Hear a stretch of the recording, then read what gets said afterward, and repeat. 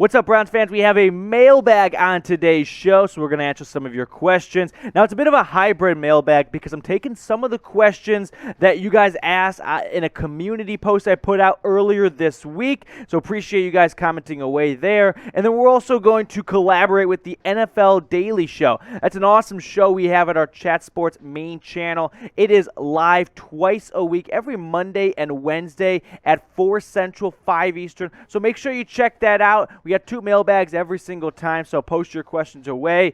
But let's get into the first question from the Browns mailbag here. This one's coming in from Ray Bostafa. Appreciate the question, Ray. With the season playing out as it has been, which coordinator has a lot to prove going into the final 5 games this year? Woods or Van Pelt? How likely are the Browns, if they don't get it together, going to replace one, if not potentially both, if they don't get at least 8 to 9 wins? I think it's a great question, but my first takeaway is that the Browns have been underwhelming this year. They have not exceeded or met the expectations pretty much everyone had for them.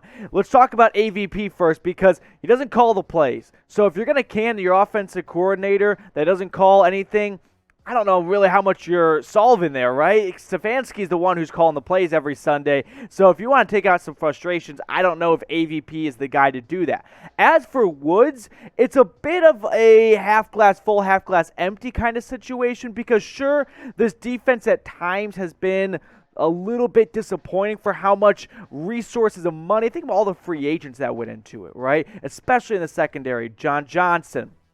You draft a first rounder in Greg Newsome. You pump in McKinley and Clowney. A lot was devoted to this defense, and the defense on paper is one of the best in the NFL. So if you never watched a snap of Browns football, you wouldn't think the defense was bad, and it's not bad, right? They had 4 turnovers against Lamar last time out on the field, but I think this defense at times and just kind of the scheme, I'm just not a huge fan of what's been dialed up. But a long way to answer this one. I just don't envision either one getting fired, but gun to my head, I guess you go with Woods, but I don't think he's going to go either way. Next question coming in from William Anthony. Why do they refuse to start a healthy Case Keenum over an injured and struggling Baker Mayfield?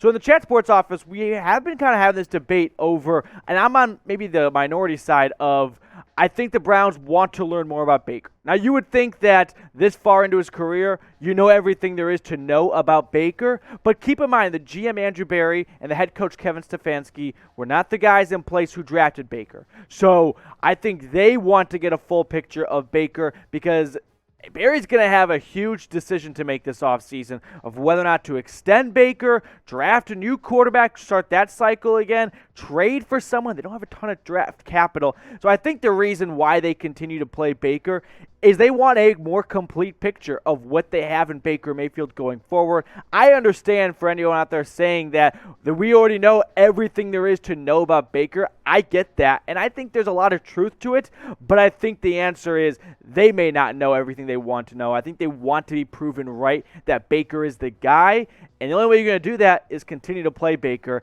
You play Case Keenum. He's not coming back last year. He's on the last year of his contract. He's a pretty expensive backup. I guess they go a different route. That's what teams tend to do, shuffle the backup quarterback position. So I just don't see a future with Keenum anyway. So you might as well play Baker and really learn everything you possibly can from him. Before we head over to Mitchell Renz at Chat Sports, who's going to answer some more questions, would appreciate if you guys head on down and subscribe to the Cleveland Browns Report. We're always putting videos out. We're always talking Brownies. We'll see you later. And now, here is Mitchell Renz from NFL Daily. You're watching NFL Daily. Mitchell Renz here from Chat Sports, ready to answer all y'all's questions. Remember, we go live Monday and Wednesday, Tom and I, 6 p.m. Eastern Time, 3 p.m. Pacific. Also, shout out to Harrison and Chase. They also go live on Thursday for any given Thursday. So if you want your guys' questions answered, come join us when we go live. Let's go to Gray Skies. Fansided did an article saying Carr should be the Browns' top offseason target. Is it realistic? Is it realistic? Probably not. I mean, would Derek Carr be an upgrade over Baker Mayfield? Yes, obviously. And I think Carr would probably be pretty successful with Cleveland. They have a really good offensive line. They have a good defense. It's just Carr has also said that he doesn't know if he wants to go there. The other issue is this for Cleveland. What do you do with Baker Mayfield? Because if I'm the Raiders, I want nothing to do with Baker. There's a 0% chance that I would ever want Baker Mayfield to be my quarterback. So that's where the major issue is. But would Carr succeed in Cleveland? Yeah, I think he would. Let's go to Kevin McFlurry. What matchup do you think we'll see in Super Bowl 56? I mean, the matchup I think we're going to get this year is probably going to be the Patriots and the Bucs, even though it's not the matchup that I want. I don't really want to see the Chiefs. If I get the most ideal matchup for me, I guess I would probably say the Arizona Cardinals and the Buffalo Bills. That would be the matchup that I personally would want. So let me know, y'all, who the best team in the AFC is right now as it stands. Is it the Chiefs? Could it be the New England Patriots? They have the best record right now with a 9-4 record. Even though it pains me to say it, I'm probably going to go ahead with Kansas City or Patriots because that would be the two teams that I wouldn't want to play right now.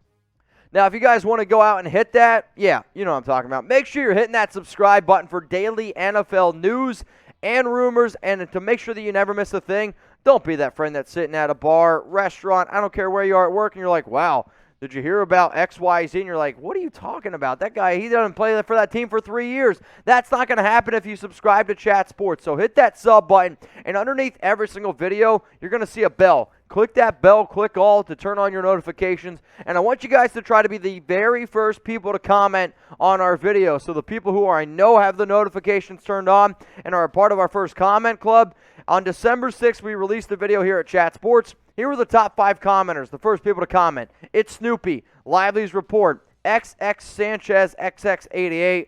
That just sounds like somebody that uses Manscaped. Jonathan Miller and NB. Major shout out to all y'all. Appreciate you for supporting the channel. Let's go. Brady is the GOAT of GOATs. When Brady wins his 8th Super Bowl ring this postseason, will they rename the Lombardi trophy after Brady? Well, Jack, I think this is a great question, and now we know what your burner account is. I don't think it's ever going to happen, but maybe. I mean, there's no doubt Brady is the GOAT of all GOATs, but the Brady trophy, I just think the Lombardi just sounds better. It rolls off the tongue more.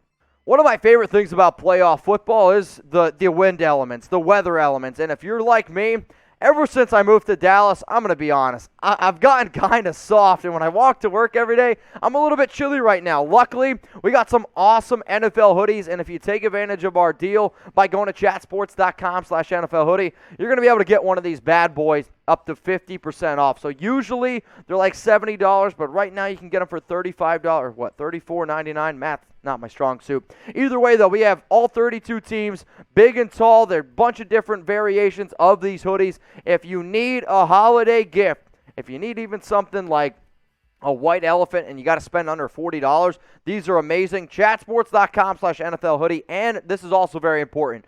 They will arrive before Christmas. So if you need something, we got you covered. Chatsports.com/NFL hoodie. Now, one of my favorite drinks around the holidays is eggnog, and now that the holidays are here, I've been trying to lay off a little bit, but I went to a Chat Sports party over the weekend hosted by Harrison Graham and his wife. She made some kick-ass eggnog, and I had a few glasses, I'm not going to lie. But do you guys like eggnog? Because my mom, if I buy it for the house, she hates it. Like, she will not drink it. She just thinks it's the most disgusting thing ever. But do you like eggnog? 1 for yes, or type 0 for no. I could see Matthew Peterson liking the consistency of eggnog. He seems to want to swallow anything like that consistency. So let me know. Do you like eggnog? 1 for yes, 0 for no. Let me know.